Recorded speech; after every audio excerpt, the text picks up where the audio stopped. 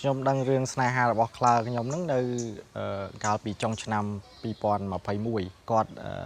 ទៅដើរលេងកពតជាមួយមិត្តភ័ក្តិទាំងអស់គ្នាទាំងខ្លើទាំងអស់គ្នាហ្នឹងក៏ឃើញគាត់ចុចទូរស័ព្ទហើយឆាតមិនដឹងជាឆាតមួយអ្នកណាប៉ុន្តែឃើញគាត់ប្លែកគាត់សប្បាយចិត្តមើលទៅគាត់រីកប្លែកដូចមនុស្សមានស្នេហាអញ្ចឹងក៏ខ្ញុំចាប់ផ្ដើមសួរគាត់ទៅថាមានរឿងអីបានសប្បាយប្លែកអញ្ចឹងទៅគាត់ថាគាត់មានសង្ស័យចាស់របស់គាត់ដែលធ្លាប់បែកគ្នាហ្នឹងឆាតមករកគាត់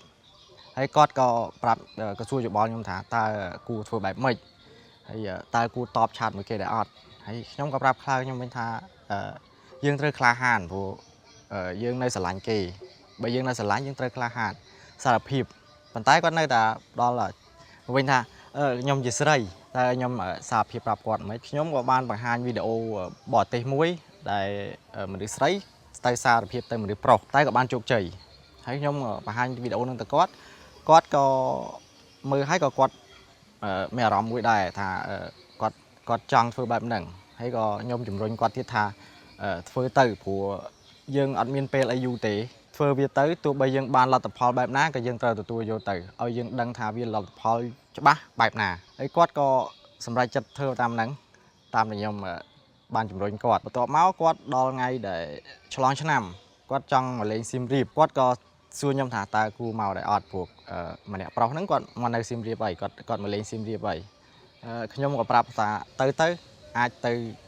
សារភាពឬក៏ទៅលេងទៅមើលគាត់ទៅដំបូងគាត់អត់ហ៊ានមកទេព្រោះគាត់ជាមនុស្សស្រីគាត់មិនដែរដើរម្នាក់ឯងទេប៉ុន្តែថ្ងៃនោះគាត់ហ៊ានមកម្នាក់ឯងខ្ញុំពិតវ៉ាវមែនទែនថាគាត់ហ៊ានមកហើយគាត់សួរខ្ញុំទៀតថាតើគួរសារភាពប្រាប់ដែរអត់ខ្ញុំប្រាប់វិញថាអូខេបើយើងក្លាហានយើងធ្វើឲ្យល្អហើយយើងក្លាហានប្រាប់គេទៅទោះបីចម្លើយបែបណាក៏យើងអស់ចិត្តគាត់ក៏ធ្វើតាមខ្ញុំគាត់សារភាពហើយគាត់បានចម្លើយមកវិញដែលល្អ